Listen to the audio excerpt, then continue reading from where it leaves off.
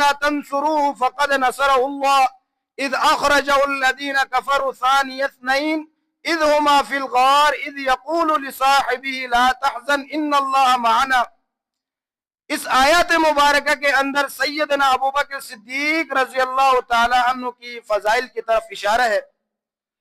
کہ ہجرت کی رات اللہ تبارک و تعالی نے رسول اللہ صلی اللہ علیہ وسلم کے ساتھ کے لیے رسول اللہ صلی اللہ علیہ وسلم کے ساتھ جس کو مقرر فرمایا وہ حضرت ابوبکر صدیق رضی اللہ تعالیٰ عنہ تھے. یہ اللہ کا انتخاب ہے. اور اس غار پہ پہنچے, وہاں پر حضرت ابوبکر صدیق رضی اللہ تعالیٰ عنہ کا یہ غم تھا کہ کہیں کفار آپ صلی اللہ علیہ وسلم کو نقصان نہ پہنچائے. تو قرآن مجید اس کا نقشہ کھینچ رہے ثانی اثنین, ان دونوں میں سے دوسرے نے کہا. دوسرا کون ہے؟ حضور صلی اللہ علیہ وسلم. فرمایا اذ یقول لصاحبی, اپنے ساتھی سے. تو قرآن مجید سیدنا ابوبکر صدیق رضی اللہ تعالی عنہ کو حضور صلی اللہ علیہ وسلم کا ساتھی قرار دے رہے اور حضور صلی اللہ علیہ وسلم کا صحابی قرار دے رہے.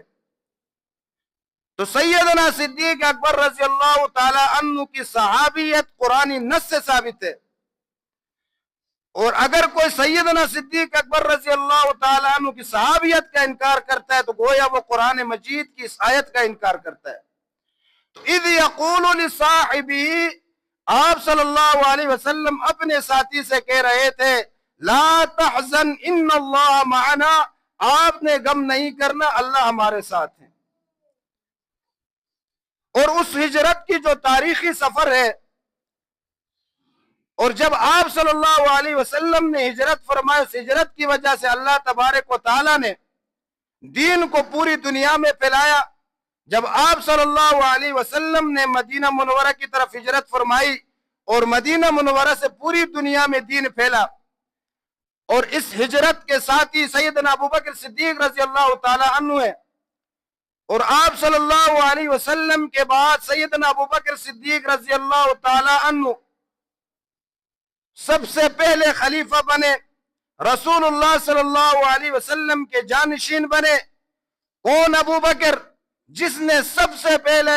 رسول اللہ صلی اللہ علیہ وسلم کا کلمہ پڑھا, جو سب سے پہلے مسلمان ہوا, جو سب سے پہلے مومن بنے, جس نے کلمہ پڑھنے کا رواج اس امت میں ڈالا. رسول اللہ صلی اللہ علیہ وسلم نے جس کے سامنے بھی کلمے کو پیش کیا, کسی نے تردد کیا, کسی نے شک کیا, لیکن واحد شخصیت ابوبکر صدیق رضی اللہ تعالی عنہ کی ہے کہ رسول اللہ صلی اللہ علیہ وسلم کی زبان مبارک سے لا الہ الا اللہ نکلا, اور ادھر ابوبکر صدیق رضی اللہ تعالی نے اقرار کیا کہ محمد الرسول اللہ. تو یہ اعزاز بھی حضرت ابوبکر صدیق رضی اللہ تعالیٰ عنہ کو حاصل ہوا ہے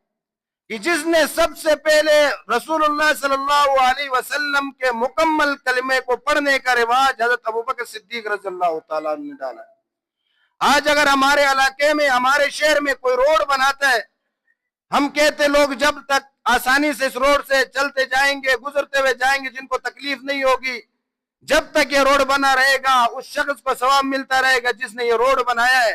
جس نے یہ گلی تیار کی ہے, لوگوں کو تکلیف سے بچایا ہے. تو کیا سیدنا ابوبکر صدیق رضی اللہ تعالیٰ نے سب سے پہلے کلمہ پڑھا؟ قیامت تک کوئی مسلمان کلمہ پڑھتا رہے گا, کوئی یہودی, ہندو, کوئی بھی غیر مسلم جب تک کلمہ پڑھتے رہیں گے, حضرت ابوبکر صدیق رضی اللہ تعالیٰ عنہ کے نام اعمال میں اللہ تبارک و تعالیٰ ثواب لکھتے رہیں گے. تو کلمہ پڑھنے کا رواج کس نے ڈالا؟ سارے بولیں, حضرت ابوبکر صدیق رضی اللہ تعالیٰ عنہ. یہ وہ شخصیت ہے کہ حضور صلی اللہ علیہ وسلم اور حضرت ابوبکر صدیق رضی اللہ تعالیٰ عنہ راستے سے جا رہے ہیں.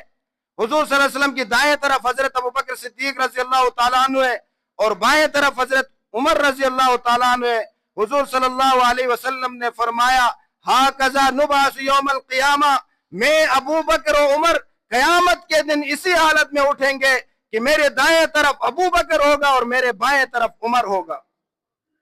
حضرت ابوبکر صدیق رضی اللہ تعالی عنہ مسلمانوں کے پہلے خلیفہ بنے, اور ایسی استقامت دکھائی کہ آپ صلی اللہ علیہ وسلم نے اپنی زندگی کے آخری وقت میں ایک لشکر کو بھیجا تھا. حضرت اسامہ رضی اللہ تعالیٰ عنہ کو جس کا سپہ سالار بنایا، حضرت اسامہ رضی اللہ تعالیٰ عنہ ایک غلام کے بیٹے تھے، آپ صلی اللہ علیہ وسلم ان سے انتہا کی محبت فرماتے تھے۔ اس لشکر میں بڑے بڑے صحابہ بھی موجود تھے، حضرت عمر رضی اللہ تعالیٰ عنہ بھی اس لشکر میں موجود تھے، لیکن اس لشکر کا سپہ سالار حضرت اسامہ رضی اللہ تعالیٰ عنہ کو بنایا۔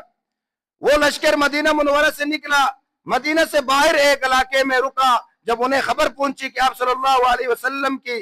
جو صحت ہے وہ بہت زیادہ بیماری میں ہے، تو اس لیے آپ صلی اللہ علیہ وسلم کہیں دنیا سے رخصت نہ ہو جائے اور ہم آگے چلے جائیں، اس لیے انہوں نے وہاں پڑاؤ ڈالا۔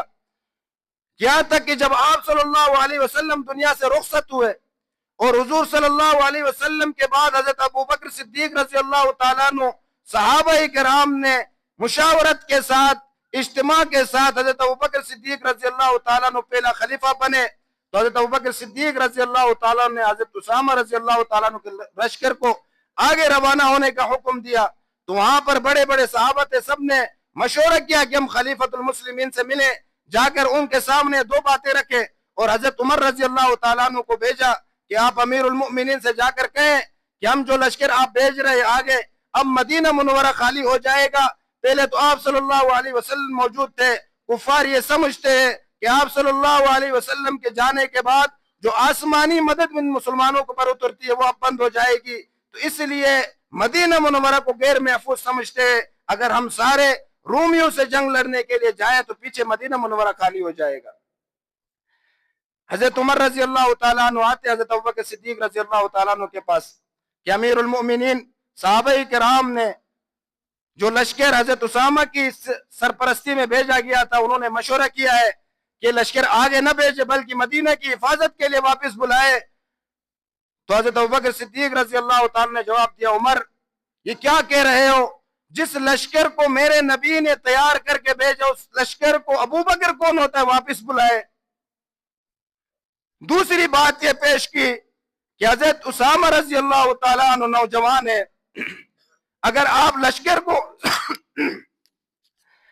کو واپس نہیں بلاتے تو کم از کم یہ کریں کہ اس لشکر کے جو سپہ سالار ہیں اس کو ہٹا کر کسی بڑی عمر کے صحابی کو بنائے۔ حضرت اسامہ تو نوجوان ہے۔ حضرت ابوبکر صدیق رضی اللہ تعالیٰ نے جذبات میں آ کر فرمایا کہ عمر،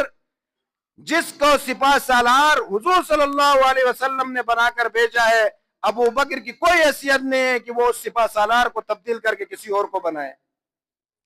اور اس لشکر کو بھیج دیا۔ حضرت ابوبکر صدیق رضی اللہ تعالیٰ عنہ کی ہمت، استقامت دیکھیے، اور وہ لشکر کو جب تیار کر کے بھیجا اور وہ جب روم کے سرحدوں پر پہنچے، رومیوں کو پتا چلا کہ مسلمانوں کا ایک بہت بڑا لشکر آیا رومیوں پر حملہ کرنے کے لیے، رومیوں سے مقابلہ کرنے کے لیے،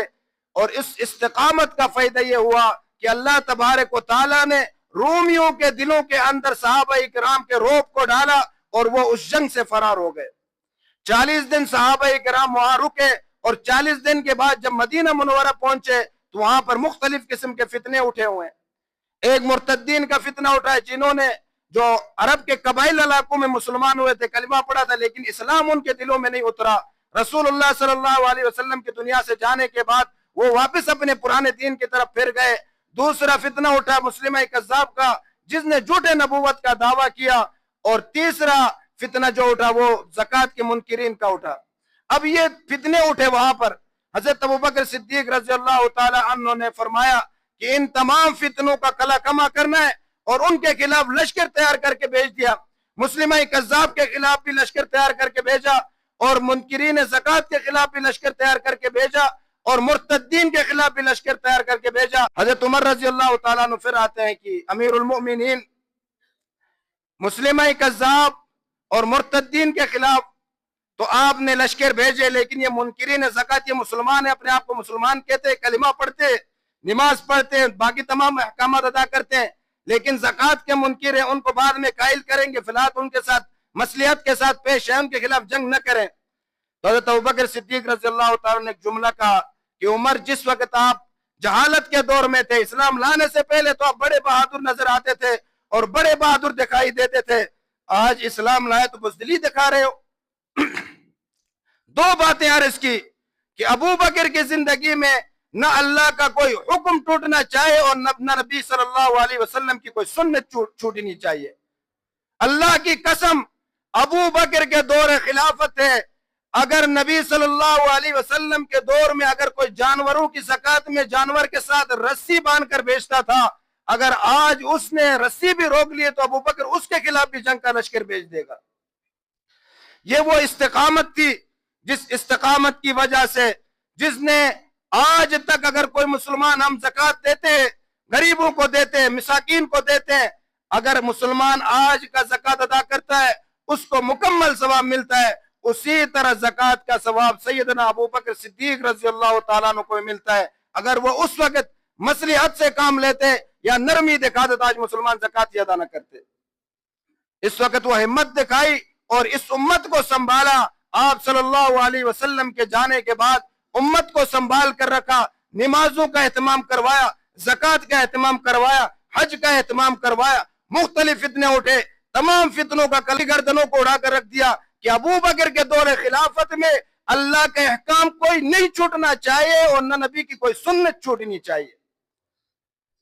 یہ وہ ابو بکر ہے۔ اسی لیے تو رسول اللہ صلی اللہ علیہ وسلم نے فرمایا کہ ابو بکر، مجھ پر جتنے لوگوں نے احسانات کیے تھے میں نے سب کے احسانات کا بدلہ چکا دیا ہے، سوائے آپ کے، قیامت کے دن آپ کے احسانوں کا بدلہ میرا رب خود چکا دے گا۔